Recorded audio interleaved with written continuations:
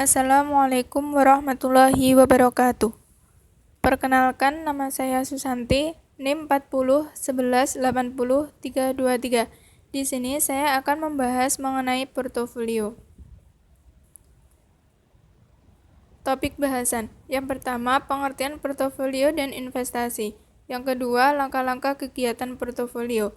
Yang ketiga, resiko investasi. Yang keempat, cara mengurangi resiko investasi.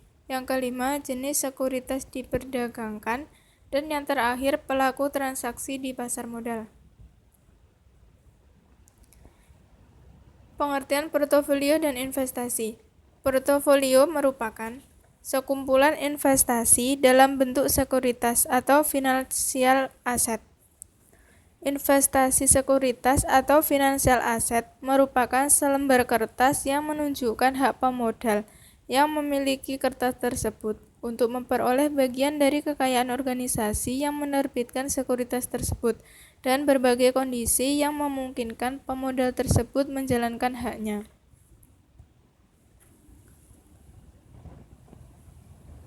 Langkah-langkah kegiatan portofolio menurut John Dickinson ada 3. Yang pertama, placement analysis. Dalam langkah ini, investor melakukan pengumpulan data baik kuantitatif maupun kualitatif dari berbagai alat investasi yang akan dijadikan portofolio. Yang kedua, portfolio construction. Pada langkah ini, investor mulai melakukan berbagai alat investasi yang dapat memenuhi tujuan investasinya. Yang ketiga, portfolio selection. Pada langkah ini, investor mulai melakukan kombinasi di antara alat investasi yang sudah dipilih dengan tujuan mendapatkan portofolio yang efisien. Resiko investasi.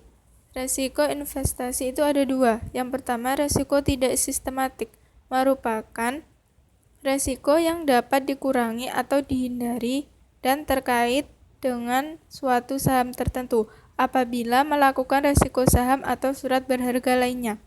Yang kedua, resiko sistematik, merupakan resiko yang tidak dapat dihindari apabila melakukan bisnis saham atau surat berharga lainnya.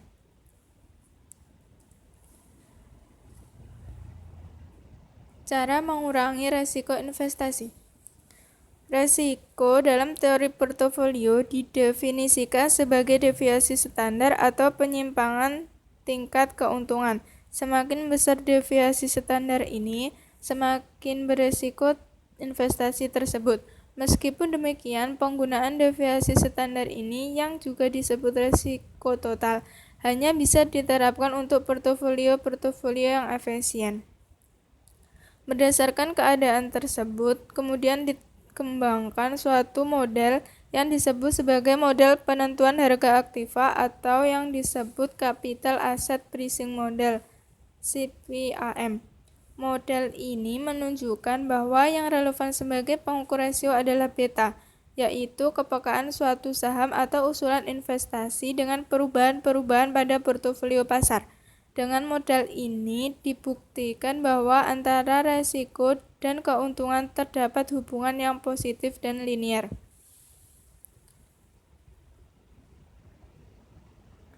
Jenis sekuritas diperdagangkan. Sekuritas yang diperdagangkan yaitu yang pertama, obligasi adalah surat tanda hutang jangka panjang yang diterbitkan oleh perusahaan atau emiten atau pemerintah. Oleh karena itu, emiten obligasi akan memberikan kompensasi bagi investor pemegang obligasi berupa kupon yang dibayarkan secara periodik terhadap investor. Yang kedua, saham, yaitu surat tanda memiliki perusahaan yang mengeluarkan saham tersebut. Dengan demikian, apabila seorang investor membeli saham, maka ia pun menjadi pemilik atau disebut pemegang saham perusahaan. Yang ketiga, instrumen keuangan jangka pendek, yaitu misalnya deposito jangka pendek, yaitu suatu tabungan berjangka biasanya jangka pendek yang biasanya paling lama 1 tahun. Pemegang deposito mendapatkan bunga dari yang mengeluarkan deposito dan pokok depositonya pada saat jatuh tempo.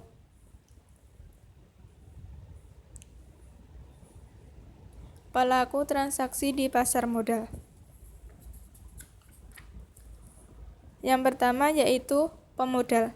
Mereka yang mempunyai modal melakukan pembelian dan penjualan sekuritas. Yang perlu dilakukan pemodal dalam menggunakan jasa pialang adalah memberikan spesifikasi order. Dalam spesifikasi order perdagangan saham, pemodal harus menjelaskan nama perusahaan, apakah order tersebut untuk membeli atau menjual, besarnya order, berapa lama order tersebut akan berlaku, dan tipe order yang dipergunakan. Yang kedua yaitu pialang atau broker. Pialang atau broker bertindak sebagai agen untuk seorang pemodal dan memperoleh imbalan dalam bentuk komisi. Perusahaan pialang beroperasi dengan maksud agar transaksi sekuritas bisa dilakukan sesederhana mungkin. Yang ketiga, pedagang efek atau dealer. Mereka ini di samping melakukan jual beli sekuritas atas permintaan pemodal, juga melakukan perdagangan sekuritas untuk dirinya sendiri. Yang keempat yaitu securities company, perusahaan yang didirikan untuk melakukan kegiatan atau bisnis dalam perdagangan sekuritas. Securities company juga melakukan underwriter dan menyediakan jasa pengelola dana. Karena itu, perusahaan ini harus mempunyai tenaga ahli dan modal yang cukup untuk menjalankan bisnisnya. Sekian dari saya. Akhiran, wassalamualaikum warahmatullahi wabarakatuh.